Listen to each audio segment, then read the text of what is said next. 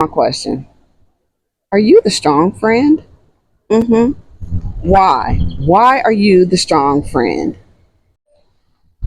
All right, I'm still on vacation and I left my tripod. Let me find a good way to record. Okay, I'm gonna hold it with my hand and I hope that this is okay. So I just want you to know I've been writing notes all day based on a situation that has occurred. And so I have a few things I want to talk about. Okay, where there's a will, there's a way. So I went and got a kitchen chair. But hold up, the patio door just opened. Hold up. When you are typically the person who is the caregiver, you're the one who is the answer provider for all of your friends. I have that person in my life who answers all of my questions, and she is my go-to social worker, psychologist. She's just that person for me, and so I know that I lean on her a little bit. And so I've had to learn now, like if I don't hear from her, I'll call and say, hey, what's going on? Are you okay? And so we have to remember that your strong friends need someone to check on them as well. I hope you can hear me even despite the wind. My notes are blowing all over the place. So a lot of this I will be reading straight from my notes so that I can keep my notes from blowing away. All right, so what makes you the strong friend? Typically, the strong friend is someone who just endeavors despite what they're feeling, how they look, how overbooked they tend to be. So if you're that strong friend, um, it happens, and it happens so unconsciously. And so, even in the comments, I want you to tell me what defines either your strong friend or what makes you that strong friend. But the problem with that is this: being the strong friend causes burnout, it causes loneliness, it causes those unspoken needs that you have within yourself. And we wonder sometimes why we have some of the illnesses and diseases that we have. It's because deep down we have something that we need, we desire, that will make us whole, but we don't even ask for it. We want to just push all of our things down. We stop being reflective and we just neglect our own personal needs. And then there's this stigma, as I'm just going to speak for me in my culture, being the strong black woman. People wear that I'm the strong black woman thing like they are just with a crown on their head. I'm a strong black woman. Stop it. Just stop it. That stigma is actually a negative connotation, and it gets reinforced through praise. So when somebody says, oh my God, you have just done such an excellent job planning the baby shower. Oh my God, you did such an amazing job, taking care of all 9 of your kids as a single mom. Oh my God, you've done. Praise reinforces that stigma. When was the last time that you asked for help? Whether you're the strong friend or whether you know someone who is the strong friend. When was the last time they asked for help? And if you're that strong friend, when was the last time you asked for help? And when you asked for help, how did it feel? What kind of emotions did it bring out in you? Um, Sometimes do you feel guilty when you ask for help? And how do you do it?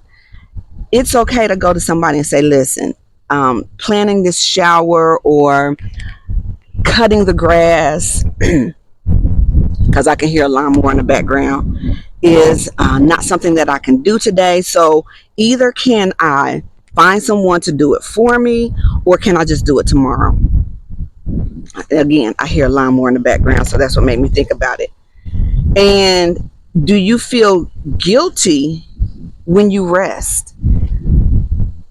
I have friends who, again, and I'm addressing this only also because at our age, we're in that sandwich generation. So a lot of my friends have children that they're still caring for, whether they're young, in college, or out of college, and they're still caring for their kids.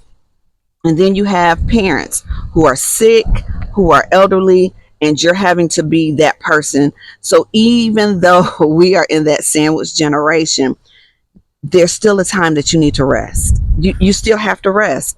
And how do you feel when you rest? I know for me, and I've said it, I am kind of on a little vacation right now. So I'm out of town. And my rest is actually a trip to kind of care for a friend and the family, but I'm still resting. I'm still able to do some things that I needed to do for me. How do you feel when you rest? Rest is so essential. As a menopause wellness coach, I talk about, the 6 pillars of wellness: physical, spiritual, social, emotional, intellectual, and occupational. So from a physical perspective, is your body, are you sleeping and actually closing your eyes and getting a full night's sleep? Spiritually, do you meditate? Have you practiced yoga today? Have you checked in with your emotions? All of that is rest. Check in with your emotions. How do you feel? If you're feeling anxious and out of sorts, it's okay to stop. And that's where that meditation and that yoga practice comes into play. Even if you do Pilates, all of that is a space where you can rest. Um, please, I mean, absolutely. So, again, sometimes you don't see this. So as I endeavor to kind of provide you with some solutions, asking for help is a sign of strength. When people are bodybuilding and at the gym and they're lifting these heavy weights, they usually have a spotter, right? So what's wrong with you having a spotter when you're lifting the heavy weights of life? You are caring for sick family.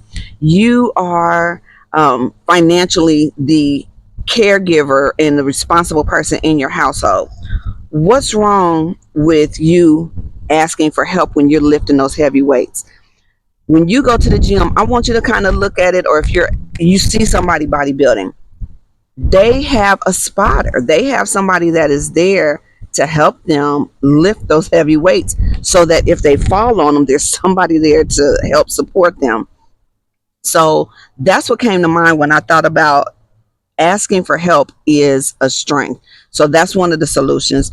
Also, because some of you have been in this space for so long, practice. I'm telling you, I'm reading from this napkin I wrote on. Practice asking for help. Practice asking for help. I, I don't even know what other way to say it.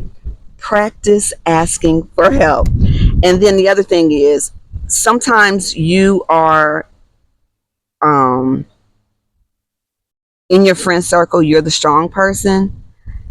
And if you're that strong person, you have not attracted other people into your world who are able to help reciprocate that same energy. Why? What is it that you're not doing? You have to be in a circle to get the reciprocity of others. That if you're the strong friend today, it's like any relationship, it's never going to be 50-50. But today I have 100% and my friend has zero. Tomorrow I might have 70% strength and my friend has 30. Next month I may have 80% of the weakness and my friend has the rest of it that I need. So you have to attract that reciprocity. And again, I'm an energy person, so I truly believe that you have to energetically, practice meditation, and attract the energy that you want to see in your life. So those are the solutions that I have for right now. And again, I ask you to just in the comments, if you're the strong friend, drop a strong arm emoji. And why are you that strong friend? Because it really is a space that forces you to do that. And what is it that's forcing you? Because some of you just, oh, I gotta go do, I gotta go do, I gotta be, I gotta blah blah blah blah. No, you don't. So what is making you do that? And I have really outlined, not on this not on this napkin, but on another piece of a napkin, a couple of things that I'm going to talk about. And when I get home, because my vacation, well, this leg of my vacation ends today, and so I'm going back home tomorrow. But when I get home, I want to talk a little bit more about creating a supportive circle.